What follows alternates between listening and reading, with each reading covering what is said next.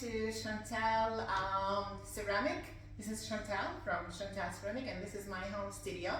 Now for those who are watching on Instagram, this is going to be a long video, and Instagram only allows a minute or two for a video. So if you wish to continue watching and watch the full version, feel free to go on my YouTube channel. It's going to be on my YouTube channel, which is the same name as my Instagram, Chantal_ceramic, and also I'm going to put it on my Facebook page. I will link the name on the video for the Facebook page. It's Sean space TBF space Toulouse Bimbi Fapoy. Anyway, so today I decided to record this video here in my home studio because today here in Brisbane in Australia it's public holiday. I'm actually not sure why it's public holiday. So my clients have cancelled their appointments and I ended up staying at home, which is good because I get to do some glazing and some ceramic, which I love so much. The weather out there is miserable, but I like it. It's a bit romantic. It's raining at the moment. So yeah, I decided, you know what, I'll just record this video. So this video is dedicated for Amaco Glazes because I will be using Amaco Glazes today. And it's also dedicated to Clay Share, the lovely teacher that I've been watching most of her videos on her new app called Clay Share. Her name is Jessica Phillip, and basically the reason why I'm dedicating this video to her is because with those new mugs that I made, she basically taught me how to make this beautiful pulled handle. I struggled a lot with making pulled handle until I watched her videos. She just made it so easy and so simple. And she also made me fall in love with hand building again. So I started making hand building mugs, and I never was interested in hand building, especially after I got really good at wheel throwing. But hand building has just a special, I don't know, like special taste. It's like, first of all, it's very therapeutic to hand build. And second of all, you don't get so much mess like when you're throwing on the wheel. When you're throwing on the wheel, there will be lots of cleaning involved, and because I live in a small one-bedroom apartment, I have to be very careful with the dust and everything because we know the clay has silica, and that could cause silicosis, which is basically like cancer. And also I learned from her how to make nice, beautiful hand-built plate. I feel plates are actually nicer and easier to make as hand-built. Now this is trying to sort of inspired by GR pottery forms. Now I haven't been able to purchase the GR pottery forms because they come from America and the shipment is very expensive here to Australia.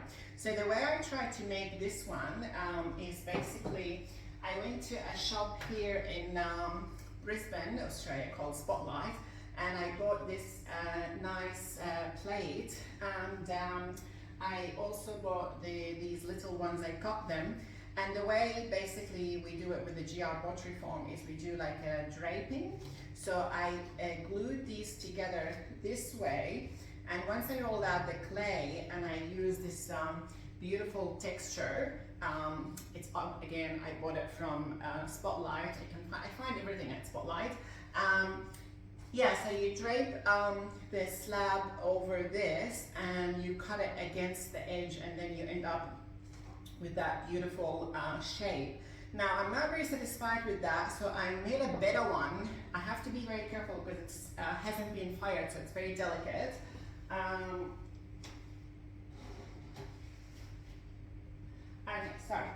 This is the other one that I made. I think this one is much better with the shape and everything. And with this one, I tried the same technique, but instead of using this little one, which I got here, I used this one. But I cut those edges and I glued them together and did the draping as well. Once I start selling more pottery and my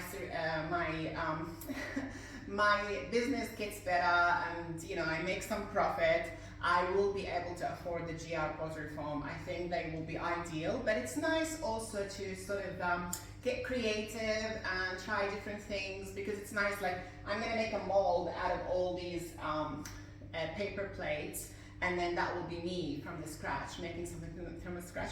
I also wanted to show you this nice as well flat plate, and again using the same texture here. And with this one, it's very simple. I just use this, it's like a wooden plate, again from Spotlight. And this is very simple. You just roll out the slab and just put the slab on that plate and let it dry. And again, I've learned from Jessica Platinum Phillip, the lovely clay share teacher, that once it's dried a bit, you have to add some heavy bags on here to avoid warping. So she uses like a cat litter. She adds cat litter in her like sleeve shirts, old sleeve shirts, and put them there. I use dries because I couldn't find the cat litter that she uses. She uses the non-clumping cat litter. Yeah, so again, now with the glazing, these ones here, I've got 4 of them. These are thrown on the wheel, and I've used different techniques of carving and shaping. This little one I made for myself because I will be using to drink Turkish coffee out of every morning. With those, 4, I'm gonna be using this glaze combination, which is beautiful. And I do leave some space here to show the beautiful dark clay, because it has speckles as well. It's called the Light Speckle from Clayworks. This combination, it has 3 coats of oatmeal and then a few strips of ancient jasper. I'm gonna work on making it a little bit heavier this time, because I know I've heard again from Jessica Platinum Phillip that oatmeal from Amaco works like a flux, because from Mako, another glazing company, also American, they have light flux and dark flux, which you add on just a little strip on the rim, and what it makes the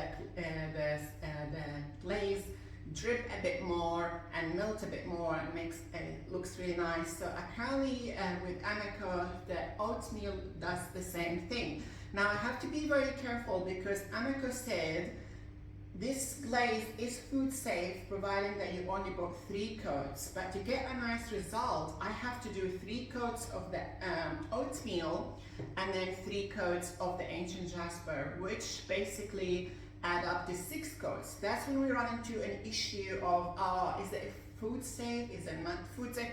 I think it is food safe, but Amaco wants to be in the safe side, and they just don't want to say it's food safe. But I reckon if I take it to a lab and get it tested, it will be food safe. But to be on the safe side, I'm just going to do that combination only from the outside, because the outside is fine. Inside I will only do 3 coats. So inside I might just do 2 oatmeal and then 1 ancient jasper.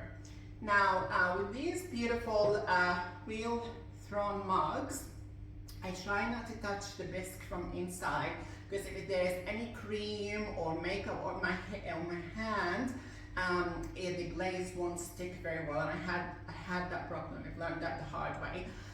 Now the way I threw this piece here, I did like a cylinder, very tall, skinny cylinder, and then I added black slip on the bottom, and then with the sponge I started shaping the mug and making it, you know, like giving it some billy.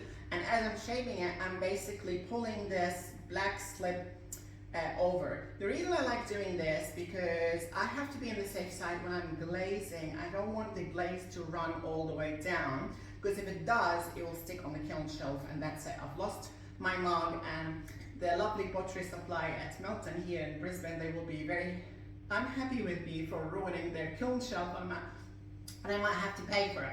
Anyway, so yeah, so I'll be glazing down to here, and then this way I still have a nice color there. It's not white. I don't mind the brown clay body to show, but I don't like the white body clay to show. So I try to do something here. So I won't glaze that, but the glaze will match. This is the combination that I will be using on those mugs. So it will still look nice. So that will be unglazed, but I think it will still match. I'm thinking maybe I could add, to be on the safe side, the Amaco downpour, which is a Celadon. Celadon doesn't actually run. However, once those other PC, which is pottery choice, maybe when they overlap with the downpour, they might run. So I don't know. Anyway, so yeah, that's the combination I will be doing, which I've written it down here. So it's I will be doing 3 coats of the Blue Midnight, which is this beautiful one, and then 3 coats of the Indigo Float. Again, the 6 coats only from inside, sorry, from outside. From inside, I will try to stick with only 3 coats in total. This is another mug I made. This one I use the sodium silicate technique. I'm not sure if you know about the sodium silicate. So what I do is basically I throw the cylinder, again skinny cylinder, and then just on the bottom I add something called sodium silicate, and then I dry it with a hair dryer. So what happened with that sodium silicate, it just dries. It becomes like, it's gluey, it's like glue. And then when I go to shape the mug using a sponge from the outside, or actually, no, this time I will use the sponge from inside because I don't want to damage the actual texture that I will be creating. So the wheel will be running slowly, and I will use like a slightly wet sponge from inside, and I will start shading it and giving it some belly. And as the clay is stretching, it starts breaking here and create this whole nice, beautiful texture. So that's called sodium silicate. And again, I added some black slip on the bottom. I also tried to do Mashima, but it didn't work with my, the Mashima is a technique that you have to use something called wax resist. Also, I've learned that from Jessica Platinum-Phillip from Clayshare. It didn't work with me with my wax resist. I need to purchase the wax resist that she uses. I think it's called Mr. Wax resist. I will look it up. But that's fine. I will just maybe fill the letters here with some underglaze and then wipe it off.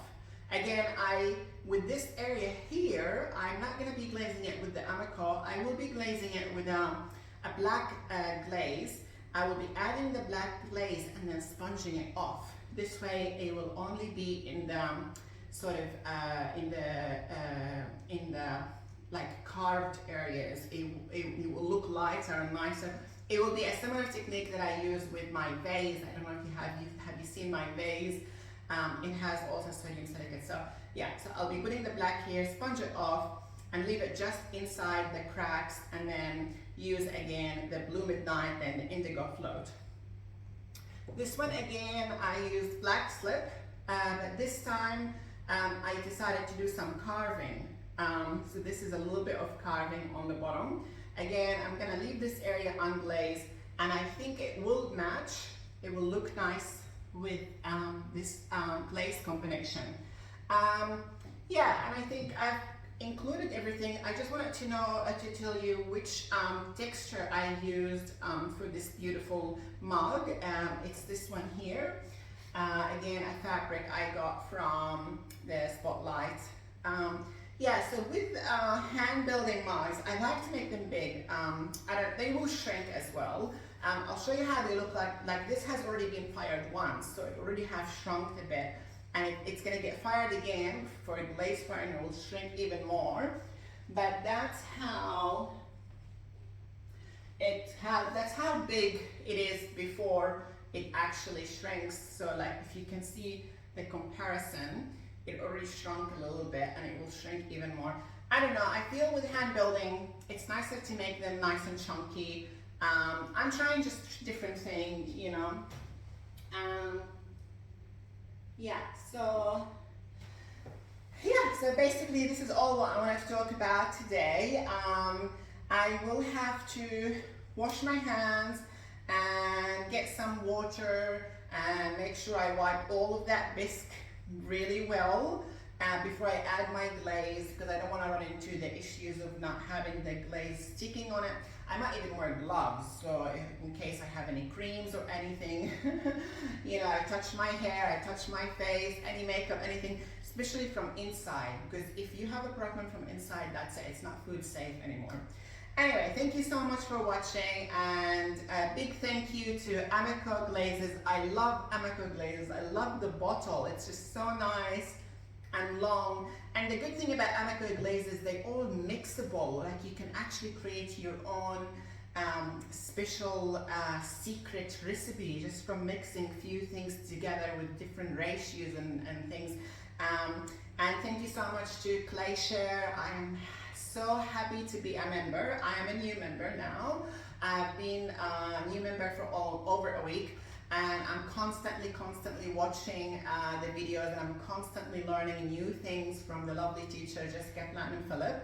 I actually had to cancel my Netflix membership and join the ClayShare because I feel this serves me more. I get more from the ClayShare, and it's very affordable. It's only, I think, $12 American dollars a month, which is like, you know, I spend more than that on coffee every day, and you get to learn a lot, you know. So I really recommend ClayShare, and I definitely recommend using Amaco Glazes. Anyway, thank you so much for watching, and for those who live in Brisbane, enjoy your public holiday. I'm sorry about the weather. Just look at the bright side. It's romantic, you know, just sit home, watch TV or something. And for those who live overseas and they follow me on Instagram, thank you so much for your support. You have been very supportive and very helpful. And have a lovely day, everyone. Thank you for watching.